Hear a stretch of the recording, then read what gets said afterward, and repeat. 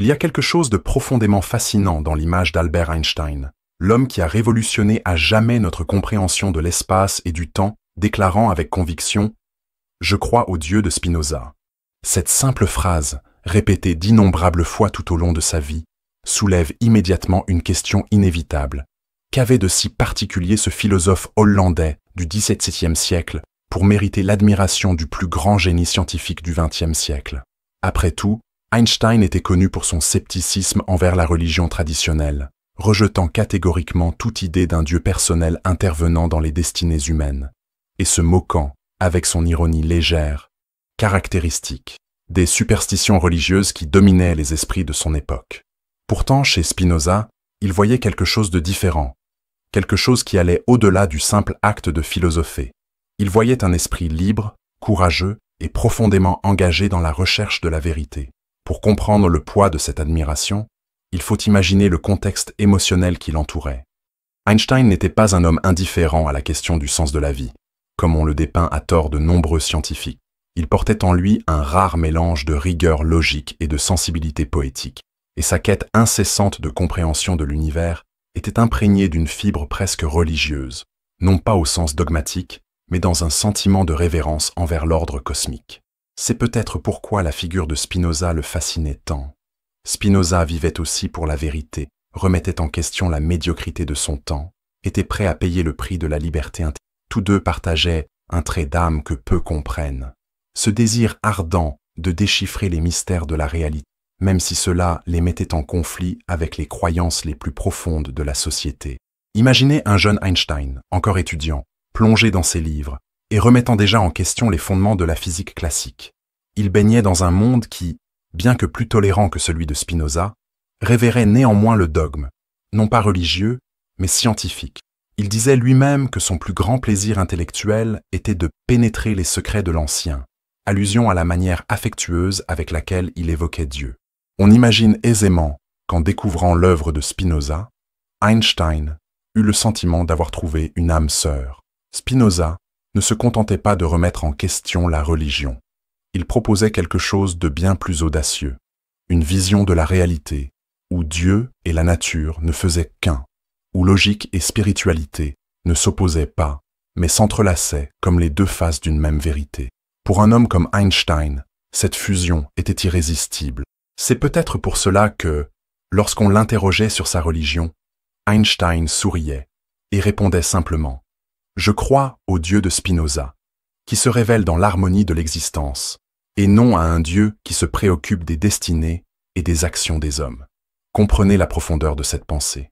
Pour lui, Dieu n'était pas un être doté d'une volonté humaine, ni un juge cosmique consignant le bien et le mal dans un livre céleste. Dieu était l'ordre, la beauté et la rationalité qui soutenaient l'univers. Chaque équation, chaque découverte, chaque nouvelle loi de la physique était, pour Einstein, un aperçu de ce Dieu impersonnel que Spinoza avait si poétiquement décrit.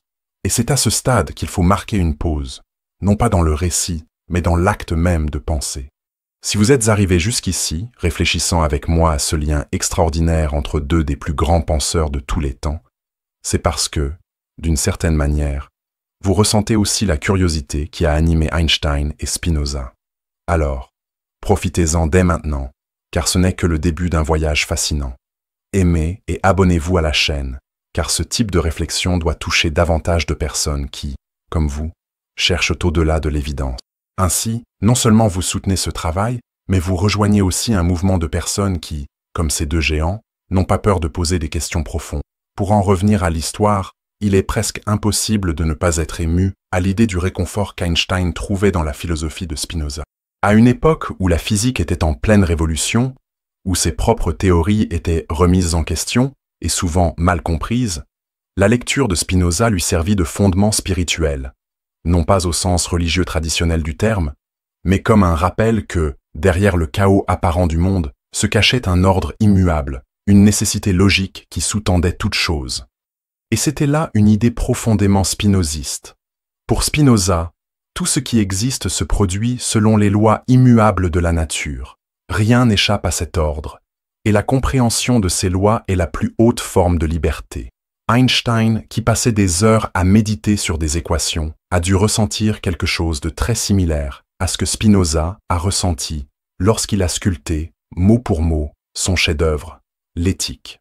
Tous deux savaient que le véritable acte d'adoration ne réside pas dans les temples, les prières ou les rituels, mais dans la contemplation profonde de la réalité. Il y a quelque chose de profondément humain dans cette attitude. C'est comme s'ils disaient, à l'unisson, que le plus grand respect que nous puissions témoigner à l'univers, ou à Dieu si vous préférez, est d'essayer de le comprendre. Cette idée apparemment simple a un poids énorme, car elle nous éloigne des illusions confortables et nous place devant ce qui est vraiment, même si cela n'est pas toujours réconfortant. Mais un autre détail rend cette admiration encore plus forte. Einstein non seulement respectait Spinoza, mais il se reconnaissait en lui. Tous deux étaient considérés comme des hérétiques, chacun à sa manière. Spinoza fut excommunié, déclaré paria, rejeté par sa propre communauté, pour avoir osé penser de manière indépendante. Einstein, bien qu'il n'ait pas subi de persécution religieuse, fut souvent attaqué et ridiculisé pour avoir remis en question les conceptions établies de la physique, accusé d'être un rêveur, voire de détruire les fondements de la science avec sa théorie de la relativité. Ce sentiment d'isolement intellectuel est quelque chose qui unit les esprits courageux. Il existe une solitude que seuls connaissent ceux qui osent défier le bon sens, et Einstein voyait certainement en Spinoza un compagnon de route. Imaginez maintenant ceci. Un scientifique du XXe siècle s'inspirant d'un philosophe du XVIIe siècle. Ce n'est pas seulement un détail curieux, c'est un témoignage de l'intemporalité de certaines idées. Spinoza ne parlait pas d'atomes, il ne formulait pas d'équations mathématiques, mais sa vision du monde était si profondément rationnelle que, des siècles plus tard, un physicien qui a changé l'histoire se sentait encore représenté par elle. Cela nous amène à réfléchir à un point essentiel. Peut-être existe-t-il des vérités qui transcendent les époques, des idées qui touchent à quelque chose d'universel dans l'esprit humain. Et si l'on y réfléchit vraiment, n'est-ce pas précisément ce que nous recherchons tous, même sans le savoir? Un sens qui transcende les modes changeantes, les opinions fugaces, quelque chose qui, une fois découvert, harmonise tout. Einstein a trouvé une partie de ce sens dans les pages de Spinoza. Et en comprenant ce lien, nous pouvons nous aussi apprendre quelque chose de précieux. Quelle que soit l'ampleur des changements du monde, il existe une beauté constante dans l'ordre des choses. Et contempler cette beauté est peut-être le plus grand acte de liberté que nous puissions exercer. Einstein n'était pas un homme facile à impressionner. Toute sa vie fut un exercice de méfiance envers les réponses faciles. Et il disait lui-même que l'imagination est plus importante que la connaissance, non pas par dédain des faits, mais parce qu'il comprenait que toute véritable découverte naît de la capacité à voir au-delà de l'évidence. C'est précisément à ce stade que la figure de Spinoza prend toute son actualité. Tous deux partageaient une confiance presque obstinée en la raison, tout en possédant une perspective transcendant la froide mécanique. Pour eux, penser n'était pas seulement calculer, c'était avant tout contemplation. Einstein ne lisait pas Spinoza comme on lit un manuel scientifique. Il lisait comme on converse avec un vieil ami, avec qui on partage ses angoisses les plus profondes et ses espoirs les plus secrets. Il est fascinant d'imaginer l'impact de ces lectures sur sa vie quotidienne. Songez au poids des responsabilités qu'Einstein portait, non seulement en tant que scientifique, mais aussi en tant que personnalité publique, objet d'immenses attentes. Dans ses lettres à ses amis proches, il évoquait souvent le soulagement qu'il ressentait en méditant sur les idées de Spinoza. C'était comme si, en s'immergeant dans cet univers philosophique, il pouvait respirer, comme si les pressions du monde moderne disparaissaient devant la vision grandiose d'un cosmos régi par des lois immuables. Ce n'était pas une échappatoire, c'était une reconnexion à l'essentiel. Il disait lui-même que le sentiment religieux le plus élevé était l'admiration devant l'ordre de l'univers, et Spinoza lui a fourni le cadre intellectuel idéal pour nourrir ce sentiment. Et voici un détail que peu de gens réalisent. L'admiration d'Einstein n'était pas purement intellectuelle, elle était aussi émotionnelle. Il n'était pas seulement d'accord avec Spinoza, il était ému par lui. Lorsqu'il disait croire en le Dieu qui se révèle dans l'harmonie de ce qui existe, il y avait une pointe de révérence, presque un acte d'amour pour le mystère de l'existence. Et cela nous amène à un point crucial. Einstein n'était pas un athée au sens vulgaire du terme. Il rejetait le Dieu personnel des religions, mais il n'était jamais un sceptique froid. Spinoza lui a montré qu'il était possible d'être profondément spirituel sans croire aux miracles ou au dogme. Et ce fut peut-être l'une des plus grandes leçons qu'il a apprises de ce philosophe. Cette vision a en fait façonné la façon dont Einstein a affronté les défis de la vie. Imaginez un homme qui, malgré sa célébrité, aurait vécu sous la critique constante, aurait été persécuté politiquement, aurait dû fuir son pays natal et aurait vu ses théories remises en question pendant des décennies. N'importe qui serait rongé par l'anxiété ou le ressentiment. Einstein, en revanche, possédait une sérénité presque déconcertante. Il disait que le libre arbitre, tel que nous le concevons communément, était une illusion, une idée profondément spinoziste. Pour Spinoza, tout obéit aux lois nécessaires de la nature, et la véritable liberté ne consiste pas à y échapper, mais à les comprendre. Einstein l'a intériorisé. Accepter que l'univers est ce qu'il est, que chaque événement suit une séquence logique, ne le rendait pas indifférent, mais lui donnait plutôt une force sereine, comme s'il était en paix avec le destin. Il est impossible de ne pas remarquer comment cette philosophie a façonné son éthique personnelle. Einstein était connu pour son pacifisme, son humilité et sa simplicité envers autrui. Il disait lui-même que la valeur d'un homme se mesure à sa capacité à se libérer de l'égoïsme et à contribuer au bien-être collectif. Cette vision est étroitement liée à la conception spinoziste selon laquelle la compréhension de l'ordre naturel des choses nous rend plus vertueux. Spinoza affirmait que la véritable connaissance nous rapproche de la joie car elle nous libère des passions aveugles et nous relie à quelque chose de plus grand que nous-mêmes. Einstein a vécu exactement de cette manière. Un homme qui, bien que le plus grand génie de son temps, ne se considérait pas comme un héros, mais comme un simple explorateur du mystère cosmique. Mais le plus impressionnant est peut-être la façon dont cette admiration a persisté jusqu'à la fin de sa vie. Même à la fin de sa vie, déjà affaibli, Einstein a continué à citer Spinoza. C'est comme si, au milieu de tant de réalisations scientifiques, il n'avait jamais cessé d'être ce jeune homme curieux, émerveillé par l'idée d'un univers ordonné et cohérent. Il y a quelque chose de profondément inspirant dans cet homme qui a consacré sa vie entière à percer les secrets du cosmos, tout en gardant le cœur ouvert à l'émerveillement. Et ici, je voudrais que vous vous arrêtiez un instant et que vous réfléchissiez avec moi. Combien de fois, dans le tourbillon du quotidien, oublions-nous de nous émerveiller devant la vie? Combien de fois nous perdons-nous dans des problèmes insignifiants et oublions-nous de lever les yeux vers le ciel nocturne, de ressentir la grandeur qui nous entoure? Spinoza et Einstein, chacun à leur manière, nous rappellent qu'il y a une immense valeur à simplement contempler. Et cet acte de contemplation n'est pas une perte de temps. C'est, au contraire, l'une des formes de vie les plus élevées. Cette attitude, ce respect de la réalité, n'est non du confort, mais du courage. Spinoza et Einstein ont tous deux payé le prix de leur indépendance de pensée. Et c'est précisément à ce moment-là que l'admiration d'Einstein devient plus qu'une simple reconnaissance intellectuelle. C'était un acte d'identification. Il se reconnaissait dans ce jeune juif excommunié et isolé, qui préférait la solitude au conformisme. Tous deux savaient que la vérité n'est pas recherchée uniquement par commodité, elle exige des sacrifices. Et c'est ici que nous comprenons le véritable sens de ce lien. Einstein admirait Spinoza non seulement pour les idées qu'il défendait, mais aussi pour l'homme qu'il était. Un homme qui, même rejeté, est resté fidèle à ses convictions, vivant simplement, perfectionnant ses lentilles pour survivre, et pourtant écrivant l'une des œuvres les plus profondes de l'histoire de la philosophie. Il y a une beauté tranquille dans ce genre de vie, une beauté qu'Einstein, malgré toute sa célébrité, enviait peut-être. Il disait lui-même que la simplicité est le summum de la sophistication, et rien ne pouvait être plus simple et, en même temps, plus magnifique que la vie de Spinoza. Et quand on y pense, quelque chose d'étrange se produit. On commence à sentir que cette admiration n'appartient pas uniquement à Einstein. D'une certaine manière, elle nous appartient aussi. Car nous cherchons tous, à un niveau ou à un autre, ce qu'ils ont trouvé. Un sens qui transcende les apparences, quelque chose qui nous relie à quelque chose de plus grand. Et c'est peut-être pour cela que, même des siècles plus tard, nous continuons à parler de Spinoza, à citer Einstein, à être fascinés par ce pont invisible qui unit philosophie et science, raison et spiritualité. Pour comprendre pourquoi Einstein considérait Spinoza comme un esprit si noble, il est nécessaire de se plonger dans la vie du philosophe. Ce faisant, nous découvrons non seulement l'histoire d'un penseur, mais le portrait d'un homme qui a osé être libre dans un monde où la liberté de penser avait un prix élevé. Spinoza est né en 1632 à Amsterdam, au sein d'une communauté juive réfugiée aux Pays-Bas, après avoir fui les persécutions de l'Inquisition ibérique.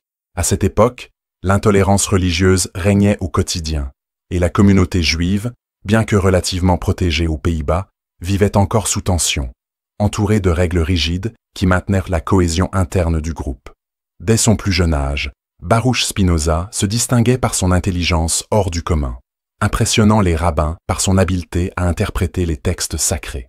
Nombreux étaient ceux qui pensaient qu'il deviendrait un grand chef spirituel, peut-être même un rabbin respecté, mais personne ne s'attendait à ce que ce jeune homme, si prometteur aux yeux de la tradition, devienne le plus grand hérétique de son temps.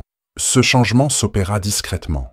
Spinoza était doté d'un esprit insatiable, et les limites de la pensée religieuse traditionnelle devinrent vite étouffées. Il se mit à lire des philosophes anciens comme Aristote et modernes comme Descartes, ce qui ouvrit des failles irréversibles dans sa vision du monde.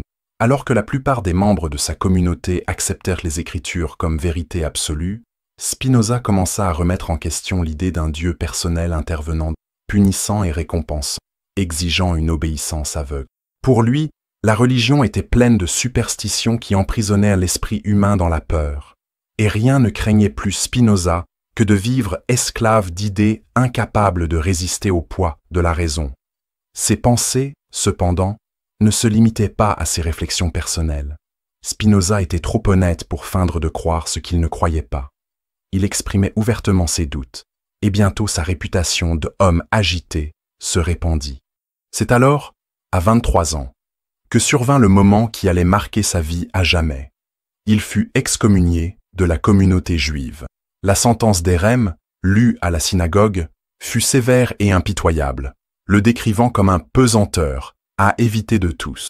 Personne ne devait lui parler, personne ne devait faire affaire avec lui, personne ne devait même l'approcher.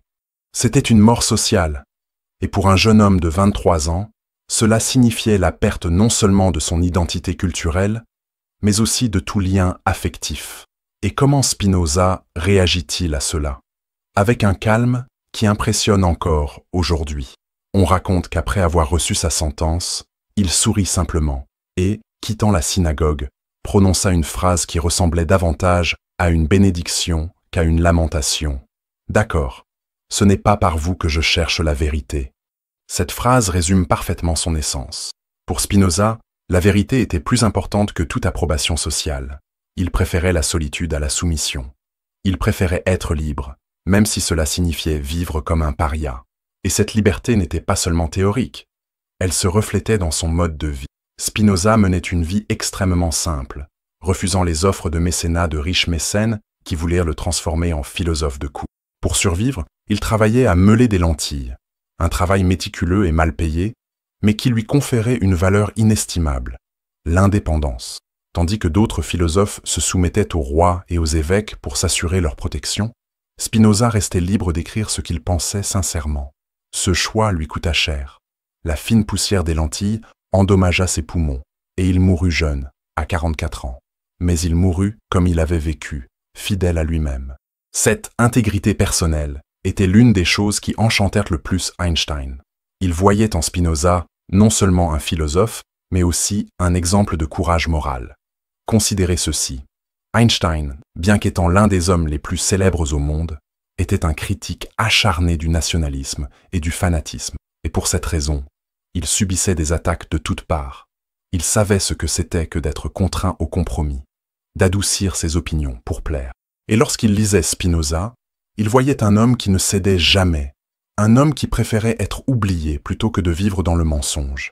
Ce genre de courage discret est rare, et c'est peut-être pourquoi Einstein parlait toujours de Spinoza avec un mélange de respect et d'affection, comme s'il parlait d'un frère aîné qui lui avait montré la voie.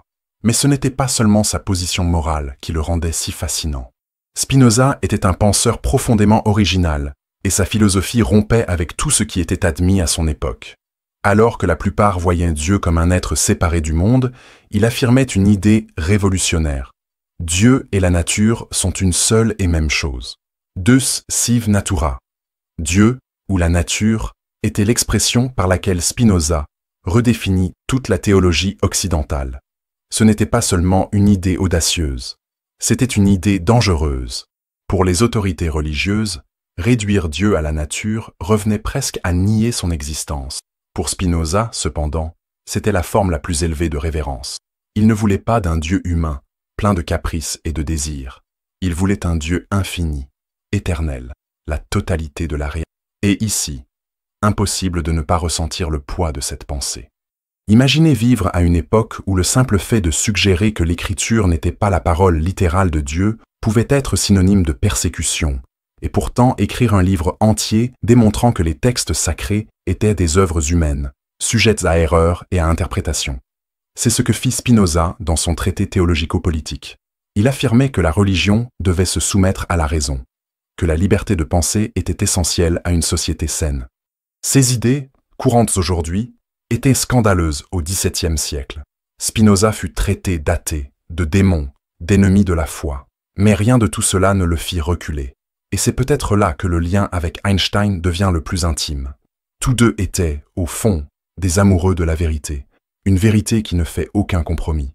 Einstein disait que la recherche de la vérité et de la beauté est un domaine d'activité dans lequel nous pouvons rester des enfants toute notre vie. Spinoza vivait exactement de cette manière, avec la curiosité d'un enfant qui veut comprendre le fonctionnement du monde, mais avec le courage d'un adulte qui assume les conséquences de ses découvertes. Ce courage ne faisait cependant pas de lui un homme amer. Au contraire, Spinoza possédait une douceur qui transparaît dans ses écrits. Il parlait de la joie comme essence de la vie, de la nécessité de vivre en harmonie avec la nature et avec les autres. Sa philosophie n'était pas une évasion du monde, mais une invitation à l'aimer plus profondément. Einstein, qui voyait la science comme une forme de révérence, trouvait un parfait écho dans cette vision. Pour tous deux, comprendre était un acte d'amour. Et quand on y réfléchit, on réalise que l'histoire de Spinoza n'est pas seulement celle d'un homme qui a défié son époque, mais celle de quelqu'un qui nous enseigne que penser librement est avant tout un acte d'amour pour la réalité. Un amour qui ne demande aucune récompense, qui n'exige pas de certitude facile, mais se contente de contempler et de comprendre. C'est peut-être pourquoi, des siècles plus tard, un scientifique assis devant ses équations pouvait avoir le sentiment de connaître ce jeune juif excommunié. Car, au fond, ils partageaient tous deux la même foi, non pas dans le dogme, mais dans l'ordre silencieux et grandiose de l'univers. Peu d'idées dans l'histoire de la philosophie ont été aussi mal comprises, et en même temps aussi révolutionnaires, que la conception spinozienne de Dieu. Pour la comprendre, il est nécessaire d'abandonner tout ce que nous associons habituellement au mot Dieu. Un être personnel, un créateur séparé du monde, un juge qui observe et intervient dans la vie humaine. Spinoza détruit complètement cet imaginaire et le remplace par quelque chose de bien plus grandiose. Dieu n'est pas extérieur au monde. Dieu est le monde. Non pas le monde au sens strict, comme une simple planète ou un ensemble d'objets physiques, mais la totalité de tout ce qui existe. Toutes les lois, toutes les causes, tout l'ordre nécessaire qui soutient la réalité. Pour Spinoza, dire Dieu et dire nature sont exactement la même chose. Sa célèbre expression latine, Deus sive natura, signifie précisément cela, Dieu ou la nature. Et ce n'était pas une simple métaphore poétique, c'était une affirmation littérale sur la structure de la réalité. Cette intuition est si profonde qu'elle suscite encore aujourd'hui l'étonnement. Après tout, si Dieu et la nature sont une seule et même chose, alors rien n'existe en dehors de ce Dieu. Il n'y a ni miracle, ni événement surnaturel, car tout obéit aux lois éternelles et immuables de la réalité. Pour Spinoza, imaginer un Dieu capable de suspendre ses lois reviendrait à imaginer un cercle carré. C'est tout simplement impossible. L'univers fonctionne selon une nécessité absolue, et tout ce qui se produit, chaque mouvement des planètes, chaque respiration, chaque tempête ou lever de soleil, s'inscrit dans cette chaîne parfaite. C'est un Dieu qui ne fait aucun choix, car tout ce qui existe est déjà une expression de son essence. Pour de nombreux religieux de l'époque, cela équivalait à nier l'existence de Dieu. Mais pour Spinoza, c'était exactement le contraire. C'était la forme la plus sublime de révérence. Alors que les gens imaginaient un Dieu humain, soucieux des destinées individuelles, il proposait un Dieu infini, qui n'aime ni ne hait, qui ne punit ni ne récompense, car il est simplement l'ordre même de la réalité. Et, curieusement, Cette absence de Dieu personnel ne faisait pas de lui un penseur froid ou cynique. Au contraire, sa vision était imprégnée d'une intense spiritualité, d'une joie profonde à contempler cet ordre. Pour lui, connaître les lois de la nature était la forme suprême de l'amour, un amour intellectuel, comme il l'appelait, qui nous relie directement à l'essence divine. Imaginez maintenant l'impact de cette idée sur Einstein. Ayant passé sa vie entière à tenter de déchiffrer les lois de l'univers, il trouva en Spinoza une confirmation philosophique de ce qu'il pressentait déjà intuitivement. Étudier le cosmos est, d'une certaine manière, un acte religieux, mais une forme de religiosité sans rituel, sans temple, sans dogme. Quand Einstein disait « Je veux savoir comment Dieu a créé le monde », il ne parlait pas d'un Dieu artisan assis sur un trône céleste. Il parlait du Dieu de Spinoza, dont la création est, en réalité, la structure éternelle et nécessaire de l'univers. Chaque nouvelle équation, chaque nouvelle découverte était, pour lui, comme lever un voile sur ce grand ordre. Et il y a quelque chose de profondément humain dans cette perspective. Réfléchissez un instant. Combien de fois vous êtes-vous surpris à admirer quelque chose d'apparemment simple? Un coucher de soleil, le mouvement des étoiles, la symétrie parfaite d'une fleur. Et avez-vous ressenti une émotion difficile à décrire? Comme si, l'espace d'un instant, elle était liée à quelque chose de plus grand. C'est précisément ce sentiment que Spinoza appelait l'amour intellectuel de Dieu. C'est une forme de religiosité qui n'exige pas une foi aveugle, mais naît de l'acte même de comprendre. Plus nous comprenons le monde, plus nous sommes capables de l'aimer, et cet amour nous libère des passions aveugles, de la peur et de la superstition. Ce point était en fait central pour Spinoza. La peur est à la base de presque toutes les croyances religieuses traditionnelles. Les humains, disait-il, ont inventé des dieux personnels par crainte de l'inconnu, préférant croire qu'un être veille sur eux plutôt que d'accepter que l'univers obéisse simplement à ses propres lois. Mais pour Spinoza, le véritable antidote à la peur n'est pas une consolation illusoire, c'est la connaissance. Plus nous comprenons le fonctionnement réel des choses, moins nous sommes prisonniers d'un apparent hasard. Cette idée a trouvé un profond écho chez Einstein, qui a toujours critiqué l'utilisation de la peur comme instrument religieux. Il a déclaré ne pas croire en un Dieu qui récompense et punit, et a conclu par une phrase qui aurait pu sortir directement de la bouche de Spinoza. « Ce qui m'intéresse, c'est de connaître les pensées de Dieu. Le reste, ce sont des détails. » Et en effet, il y avait quelque chose de presque sacré dans la façon dont Einstein parlait de la nature. Il décrivait l'univers comme une harmonie mystérieuse, une musique silencieuse qui ne se révèle qu'à ceux qui ont la patience d'écouter. Et écouter, dans ce cas, signifie étudier, réfléchir, observer. C'est exactement ce que prônait Spinoza. L'acte le plus élevé que nous puissions accomplir en tant qu'êtres humains est de comprendre. Non pas comprendre pour dominer, mais comprendre pour nous réconcilier avec la réalité. Cette réconciliation était, pour lui, la voie vers la véritable liberté. Et c'est là qu'émerge un aspect fascinant de la philosophie spinoziste. Si tout obéit à des lois nécessaires, où est notre liberté? À première vue, elle semble disparaître. Mais Spinoza offre une réponse surprenante. La liberté ne consiste pas à faire ce que l'on veut, c'est comprendre pourquoi les choses sont comme elles sont.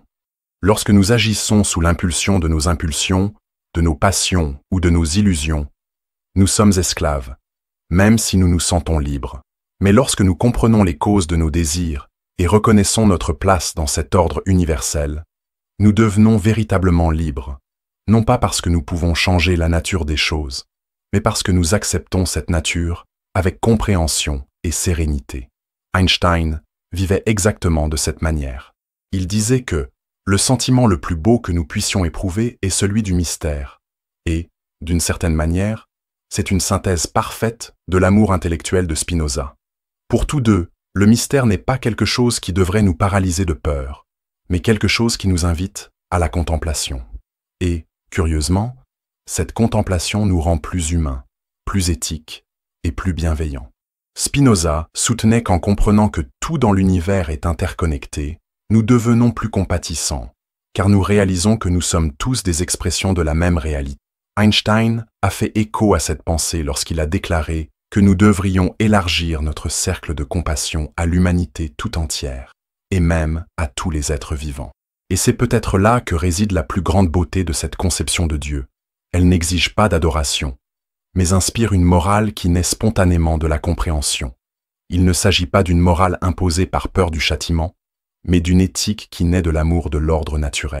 Lorsque nous comprenons que nous faisons partie de ce tout, il n'y a plus de place pour l'arrogance ou la haine. Seul subsiste le désir de vivre en harmonie. Et il est impossible de ne pas être ému par l'influence que ces idées, écrites au XVIIe siècle par un homme solitaire, ont eue sur l'un des plus grands génies de la science moderne. Einstein, malgré tout son génie, a trouvé en Spinoza ce que la science seule ne pouvait lui apporter, un sentiment d'appartenance, une vision philosophique qui a donné un sens plus profond à sa quête scientifique. Pour lui, déchiffrer les lois de l'univers n'était pas seulement un travail intellectuel, c'était, en réalité, une forme de prière, non pas une prière de demande, mais une prière de contemplation. Et, en comprenant ce lien, quelque chose change aussi en nous.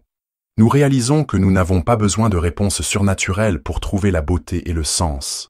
Il nous suffit d'ouvrir les yeux à l'ordre qui est déjà là, devant nous, dans la façon dont chaque étoile brille, dans la façon dont chaque particule suit ses lois. C'est peut-être, au fond, la plus grande leçon que Spinoza nous ait léguée et qu'Einstein a intensément vécue. L'univers, dans toute sa complexité, est déjà sacré, et le comprendre est notre plus grande forme de révérence. Einstein n'a jamais été un simple scientifique au sens strict du terme. C'était un contemplateur, un homme qui, en observant l'univers, éprouvait une émotion que beaucoup qualifieraient de religieuse, bien que très éloignée de la religion traditionnelle. Son rapport à la science n'était pas uniquement motivé par la curiosité intellectuelle ou l'ambition de révolutionner la connaissance humaine. Il nourrissait un profond respect, une sorte de dévotion silencieuse à l'ordre cosmique. Et, en ce sens, il est impossible de ne pas voir comment sa vision du monde reflétait directement les idées de Spinoza. Pour tous deux, étudier la réalité était un acte d'amour. Non pas un amour sentimental, mais un amour né de la fascination pour la perfection logique qui sous-tend tout ce qui existe. Einstein disait que le sentiment religieux cosmique est le moteur le plus puissant et le plus noble de la recherche scientifique. Cette phrase en dit plus long sur lui que n'importe quelle biographie. Pour lui, l'univers n'était pas un accident chaotique, mais un système profondément ordonné, régi par des lois compréhensibles par la raison humaine. Cette confiance dans la rationalité du cosmos était quasi inébranlable. Il croyait que derrière toute complexité apparente se cachait une structure cohérente, et que chaque avancée scientifique était comme une petite fenêtre ouverte sur cette harmonie. C'était exactement ce que prônait Spinoza. La nature, c'est Dieu s'exprimant dans son ordre infini, et cette connaissance constitue la plus haute forme d'adoration. Et voici un point fascinant. Pour Einstein, la science ne détruisait pas le mystère, au contraire, elle l'approfondissait. Il ne voyait aucune contradiction entre compréhension et émerveillement. Au contraire, chaque nouvelle découverte intensifiait son émerveillement. Il disait que le sentiment le plus beau et le plus profond que nous puissions éprouver est le mystère, une phrase qui aurait pu sortir tout droit de l'éthique de Spinoza. Pour tous deux, le véritable mystère ne réside pas dans les miracles surnaturels, mais dans le fait que l'univers, tout en étant absolument nécessaire et régi par des lois, est néanmoins capable de susciter en nous un émerveillement quasi spirituel. Imaginez Einstein travaillant sur ces équations, essayant de décrire la courbure de la lumière en présence d'un corps massif. Pour beaucoup, ce ne serait qu'un simple calcul mathématique. Pour lui, c'était comme déverrouiller un fragment de l'esprit de Dieu, non pas le Dieu humain des religions, mais le Dieu impersonnel de Spinoza, manifesté dans la logique impeccable des lois naturelles. Chaque équation correcte était pour lui une prière silencieuse, un moment de communion avec cet ordre invisible. Et, en même temps, une profonde humilité imprégnait son attitude. Il répétait souvent qu'il se sentait comme un enfant ramassant des coquillages au bord de l'océan, tandis que la vaste mer de vérité s'étendait devant lui, intacte. Cette humilité face au mystère est un trait profondément spinoziste, la conscience que, quels que soient nos progrès, nous ne serons jamais les maîtres de l'univers, de simples observateurs privilégiés. Et pourtant, cette position humble n'était pas résignée, elle était joyeuse. Einstein ne voyait pas l'ordre cosmique comme une prison déterministe, mais comme une grande symphonie dont nous faisons tous partie. Il rejetait l'idée du pur hasard dans la nature, et sa célèbre phrase « Dieu ne joue pas au dé » l'exprime clairement. Bien que cette phrase ait souvent été mal interprétée, ce qu'il voulait vraiment dire, c'est que la nature obéit à un ordre profond, même si nous ne le comprenons pas encore pleinement. Pour Spinoza, cette affirmation était parfaitement logique. Rien dans l'univers n'est le fruit du hasard.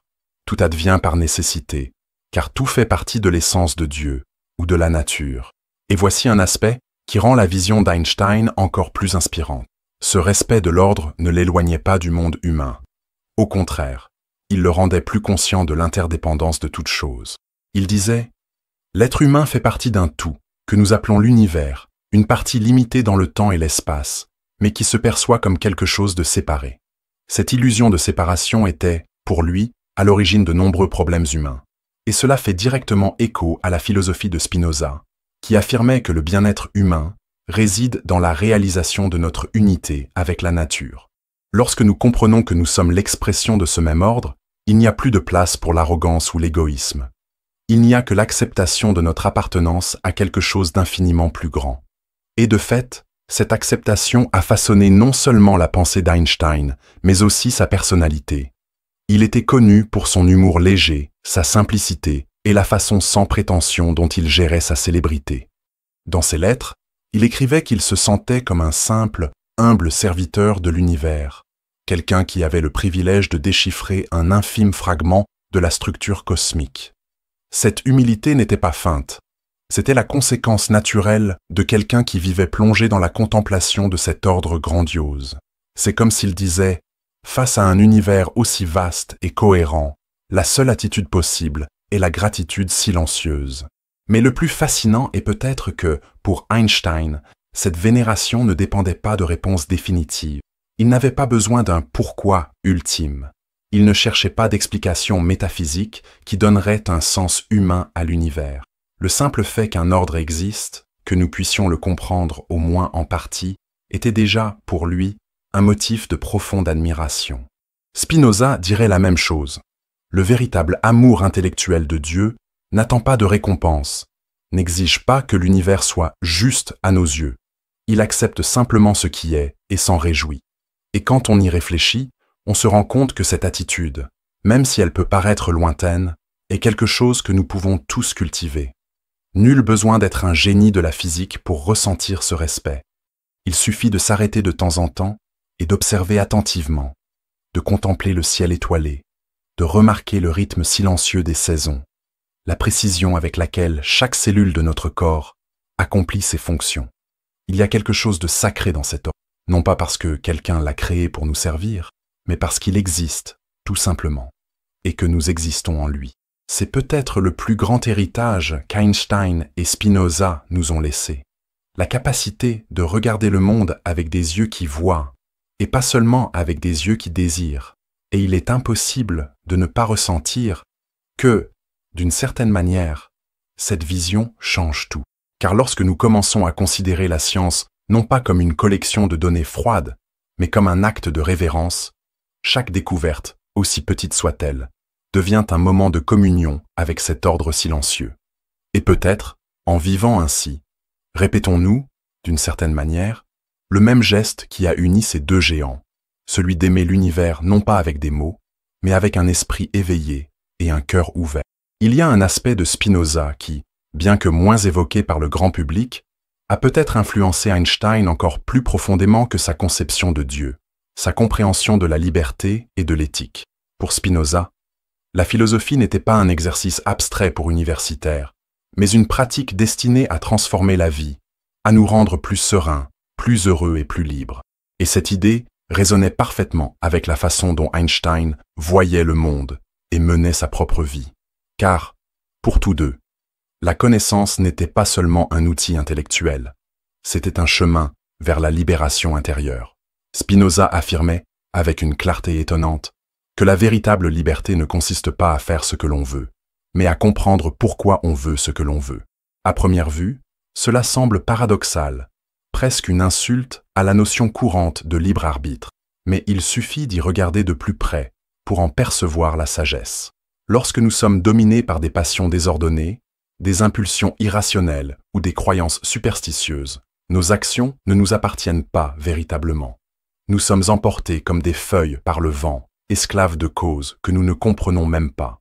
Nous ne devenons libres que lorsque nous comprenons les causes de nos désirs, lorsque nous pouvons les regarder avec lucidité et les aligner sur ce qui est véritablement nécessaire à notre essence. Et cette lucidité ne vient que par la connaissance. Einstein vivait exactement de cette façon. C'était un homme notoirement calme, presque imperturbable, même dans les moments d'extrême pression. Dans ses lettres, on perçoit toujours un ton d'acceptation sereine, une sérénité que peu de gens peuvent conserver face à l'adversité. Bien sûr, il était extrêmement sensible, et comme tout être humain, ressentait la tristesse, l'indignation et même la colère. Mais il parvenait à ne pas être esclave de ses émotions. Et c'est là quelque chose de profondément spinoziste. L'idée que la connaissance de soi et la compréhension de l'ordre naturel des choses nous libèrent de l'emprise des passions destructrices. Cette liberté intérieure ne faisait pas de lui un homme indifférent, bien au contraire. Einstein possédait un sens éthique très développé, reflet de la philosophie de Spinoza. Pour le philosophe hollandais, vivre en harmonie avec la raison, c'est inévitablement vivre en harmonie avec les autres. Lorsque nous comprenons que nous faisons tous partie d'un même tout, lorsque nous réalisons que les mêmes lois régissent notre existence, régissent celle de tous les autres êtres, la compassion devient presque inévitable. L'égoïsme naît de l'ignorance, disait Spinoza.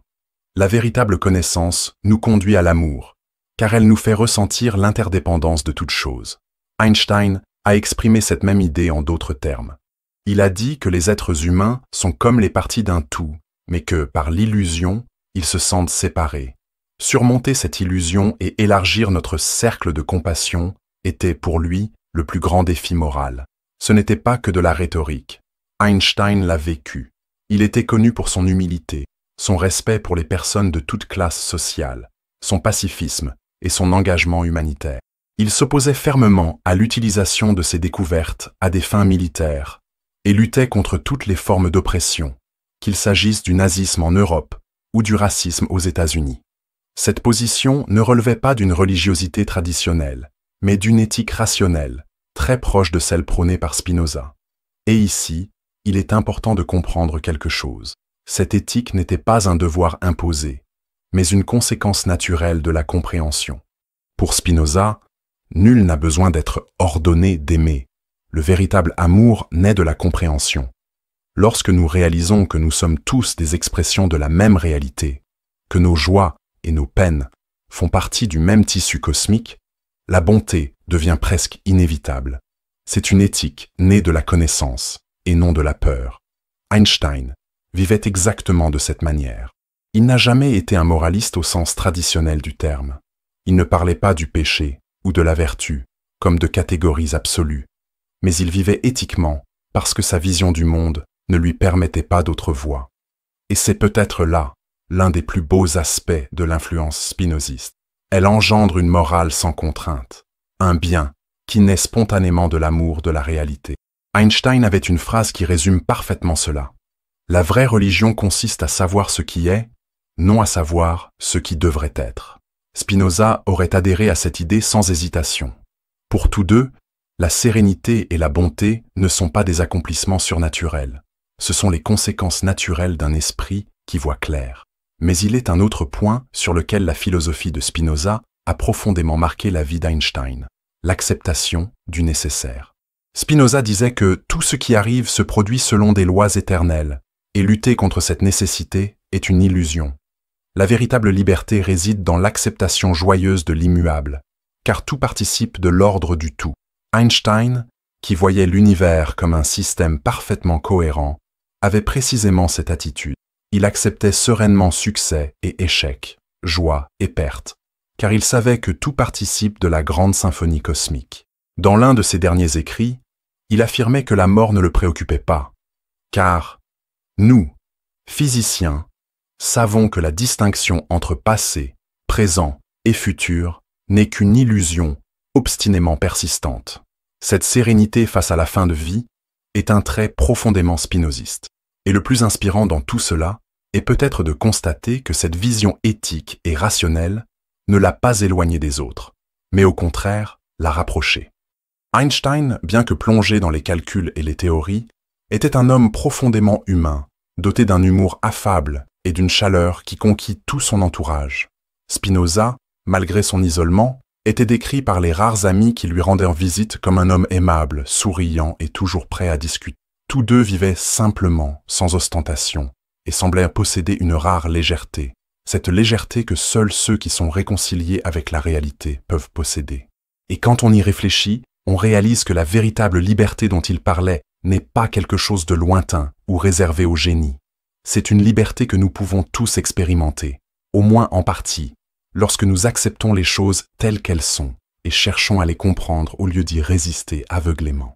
Spinoza et Einstein nous montrent que la sérénité n'est pas le fruit du hasard ou de circonstances parfaites, c'est une réalisation de l'esprit, un état qui apparaît lorsque nous cessons de lutter contre l'ordre de l'univers et commençons à nous sentir partie prenante de lui. Et c'est peut-être la plus grande leçon qu'Einstein a apprise de Spinoza. La véritable grandeur humaine ne réside pas seulement dans la découverte des lois cosmiques ou la rédaction de traités philosophiques, mais dans une vie raisonnée, humble et amoureuse de la réalité. Car, en fin de compte, la science la plus élevée et l'éthique la plus profonde sont les deux faces d'une même chose, un cœur qui a appris à s'émerveiller de ce qui est. Il y a quelque chose de profondément héroïque à chercher la vérité dans un monde qui préfère souvent la sécurité des illusions. Spinoza et Einstein le savaient tous deux, non pas comme une idée abstraite, mais comme une réalité vécue. Penser, pour eux, n'était pas seulement un acte intellectuel, c'était un acte de courage. Cela impliquait de défier le bon sens, d'affronter l'isolement, de faire face aux conséquences de la contradiction avec les pouvoirs établis. Et c'est peut-être précisément ce qui les unit si intensément. Tous deux vivaient comme si la vérité était un engagement sacré, même si cela signifiait perdre confort, amis, réputation ou, dans le cas de Spinoza, la quasi-totalité de la vie sociale. Spinoza, dès son plus jeune âge, ressentait déjà le poids de son indépendance d'esprit. Être excommunié à 23 ans n'était pas seulement une punition religieuse, c'était une condamnation au bannissement social. Il perdit des amis d'enfance, fut désavoué par sa propre communauté et, en quelque sorte, condamné à une vie de solitude. Mais au lieu de capituler, de demander pardon ou de renier ses idées, il persévéra, écrivant en silence, affinant ses lentilles, le jour pour survivre, et consacrant ses nuits à l'écriture d'une philosophie qui changerait l'histoire. Ce choix exigeait non seulement de l'intelligence, mais aussi un immense courage, celui de vivre fidèle à lui-même dans un monde qui punissait sévèrement quiconque osait penser différemment. Einstein vivait à une époque différente, mais le défi était, fondamentalement, le même. Il remettait également en question les dogmes, non pas religieux, mais scientifiques. Lorsqu'il présenta sa théorie de la relativité, il fut ridiculisé par de nombreux collègues. Sa vision de l'espace et du temps, qui démantelait la physique newtonienne, semblait absurde au regard des normes de l'époque. Il dut non seulement faire face au scepticisme des universitaires, mais aussi, plus tard, à des attaques politiques pour ses opinions pacifistes et humanitaires. Lors de la montée du nazisme, ses œuvres furent brûlées en public en Allemagne, et il fut qualifié d'ennemi de la science allemande, en raison de sa judéité et de ses idées progressistes. Pourtant, il ne recula pas. Il continua de prôner la paix, de défendre la liberté intellectuelle et de rechercher la vérité scientifique, même lorsque beaucoup cherchèrent à la transformer en propagande politique. Il y a une rare beauté dans ce courage tranquille, car ni Spinoza ni Einstein n'étaient des hommes naturellement agressifs ou combatifs. C'étaient au contraire des hommes calmes, presque timides. Et c'est peut-être ce qui rend leur attitude encore plus admirable. Ils n'étaient pas des révolutionnaires par vanité ou par soif de pouvoir, mais simplement parce qu'ils ne connaissaient d'autre voie que la recherche de la vérité. Pour eux, céder aux pressions extérieures équivaudrait à trahir leur essence même. Et le plus fascinant, c'est que ce courage n'était motivé ni par l'orgueil, ni par l'ambition, mais par un sentiment quasi sacré envers la connaissance. Spinoza considérait la recherche de la vérité comme l'acte d'amour le plus élevé. Einstein ressentait quelque chose de très similaire. Il disait que la recherche de la vérité et de la beauté est un domaine où nous pouvons rester des enfants toute notre vie. Cette phrase révèle quelque chose d'essentiel. Pour tous deux, penser n'était pas seulement un devoir, mais un plaisir, un privilège. C'était comme jouer avec l'univers, mais avec le sérieux de celui qui sait que ce jouet est en réalité la chose la plus importante au monde. Mais penser librement a un prix, et il le savait. Spinoza le paya par la solitude, Einstein par l'incompréhension, voire la haine de beaucoup. Et pourtant, tous deux vécurent avec une légèreté saisissante. Peut-être parce qu'au fond, ils n'attendaient pas d'approbation. Leur joie ne dépendait pas des applaudissements. Elle provenait de l'acte même de comprendre. Pour Spinoza, le véritable bonheur, ou joie suprême, comme il l'appelait, est l'amour intellectuel de Dieu, ce sentiment d'être en harmonie avec l'ordre de l'univers. Einstein ressentait la même chose. Il parlait de la joie profonde et inébranlable que procure la simple contemplation de la rationalité cosmique. Et là, une leçon puissante se dégage pour nous tous. Le courage ne se limite pas à affronter un danger physique ou à résister à de grandes injustices extérieures. Parfois, le courage consiste simplement à penser par soi-même. C'est avoir l'audace de poser des questions que la plupart préféreraient éviter. C'est être prêt à abandonner des certitudes confortables pour des vérités parfois dérangeantes. Ce courage est à la portée de tous, et c'est peut-être pourquoi ces histoires nous inspirent tant. Nul besoin d'être un génie pour adopter cette attitude. Il suffit de cultiver l'honnêteté envers soi-même et d'avoir suffisamment d'amour pour la vérité pour éviter de se tromper délibérément. Et d'une certaine manière, c'est là le véritable héritage de Spinoza et d'Einstein. Montrer que penser est un acte moral et pas seulement intellectuel. Chaque fois que quelqu'un choisit la lucidité plutôt que la superstition, la vérité plutôt que la commodité, il répète en quelque sorte le même geste que ces deux hommes ont posé en leur. C'est un geste silencieux, mais qui change le monde, car chaque esprit qui se libère inspire les autres à faire de même. Et quand on y réfléchit, on réalise quelque chose d'encore plus profond. Ce courage ne nous éloigne pas de la vie. Au contraire, il nous en rapproche. Spinoza, même isolé, était un homme joyeux, décrit par ses amis comme quelqu'un au rire facile et à la conversation agréable. Einstein, même confronté à des théories complexes et à des critiques acerbes, gardait un humour léger, aimait jouer du violon et riait de lui-même. Tous deux ont montré que la recherche de la vérité ne nous rend ni plus durs ni plus amers. Elle nous rend plus humains, plus capables d'apprécier les petites joies de l'existence. Car, au fond, ceux qui vivent en harmonie avec la réalité, qui n'ont pas besoin de se cacher derrière des illusions, trouvent une liberté intérieure qu'aucune force extérieure ne peut leur enlever. Et c'est peut-être là le plus grand courage, vivre en paix avec ce qui est, sans avoir besoin de déformer le monde pour l'adapter à nos attentes. Spinoza a accepté d'être un exilé social, car il préférait la vérité à l'acceptation. Einstein a accepté d'être incompris, car il préférait l'honnêteté intellectuelle aux applaudissements faciles. Et tous deux ont vécu avec une légèreté que seuls les vrais libres peuvent atteindre. Et cela nous amène à une réflexion inévitable. Combien de fois cessons-nous de penser par peur de ce que nous allons découvrir? Combien de fois acceptons-nous des réponses toutes faites, parce que c'est plus facile que de se poser des questions? Spinoza et Einstein nous montrent qu'il vaut la peine d'affronter cette peur, car de l'autre côté se trouve une vie plus pleine, une vie où chaque instant, aussi simple soit-il, devient une invitation à la contemplation. Le plus surprenant dans la relation entre Einstein et Spinoza, c'est de réaliser que ce lien n'appartient pas seulement au passé. Il perdure, palpitant en chacun de nous, chaque fois que nous nous posons une question sincère sur le sens de la vie, chaque fois que nous observons le monde avec un mélange de curiosité et d'émerveillement. Car au fond, ce qui unissait ces deux géants n'était pas seulement leur génie, c'était quelque chose de bien plus humain. Le refus des réponses faciles, un profond désir de comprendre et le courage de vivre selon leurs découvertes. Et c'est quelque chose qui, même des siècles plus tard, reste révolutionnaire. Nous vivons à une époque où l'information est omniprésente, mais où la sagesse semble de plus en plus rare. Nous sommes entourés d'explications rapides, d'opinions superficielles et de certitudes fabriquées. Et pourtant, l'inquiétude humaine demeure la même. Nous cherchons toujours ce qui nous donne du sens, ce qui nous donne le sentiment d'appartenir à quelque chose de plus grand que nous-mêmes. Et c'est précisément là que le message de Spinoza et d'Einstein prend toute son ampleur, car il nous rappelle que ce sens ne réside ni dans des promesses miraculeuses, ni dans des formules toutes faites, mais dans la capacité à regarder le monde avec honnêteté, à aimer la réalité telle qu'elle est. En parlant de l'amour intellectuel de Dieu, Spinoza nous invitait à vivre en harmonie avec l'ordre naturel, à nous libérer de la peur et de l'ignorance qui nous asservissent. Einstein, en affirmant croire au Dieu de Spinoza, réaffirmait cette même position, celle de quelqu'un qui trouve la beauté et l'émerveillement non dans les miracles, mais dans la rationalité qui soutient l'univers. C'est une vision profondément libératrice, car elle nous libère du fardeau d'attendre que le monde soit tel que nous le souhaitons, et nous invite à l'aimer pour ce qu'il est. Et c'est peut-être précisément ce dont nous avons le plus besoin aujourd'hui.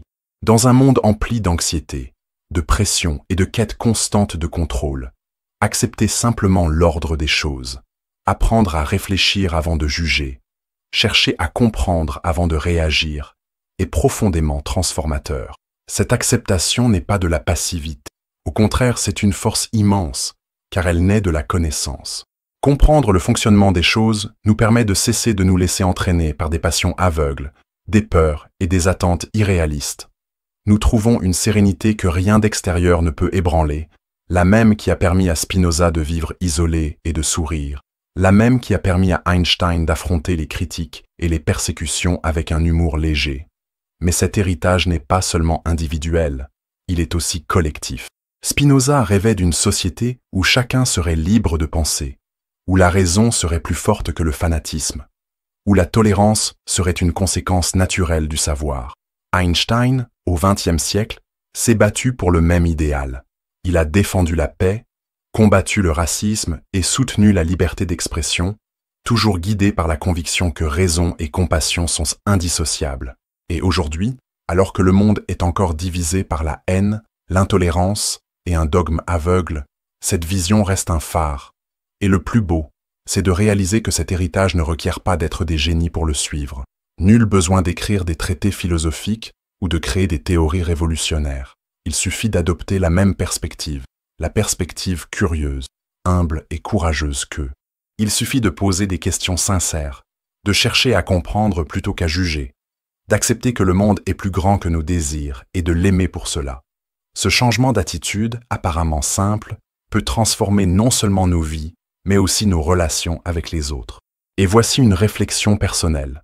Combien de fois, au milieu du tumulte et du bruit du quotidien, oublions-nous de nous arrêter et de contempler? Combien de fois passons-nous devant un ciel étoilé, un arbre ondulant au vent, un sourire sincère, sans réaliser que, dans ce simple instant, réside le même ordre qui fascinait Spinoza et Einstein. Il nous rappelle que l'extraordinaire n'est pas caché.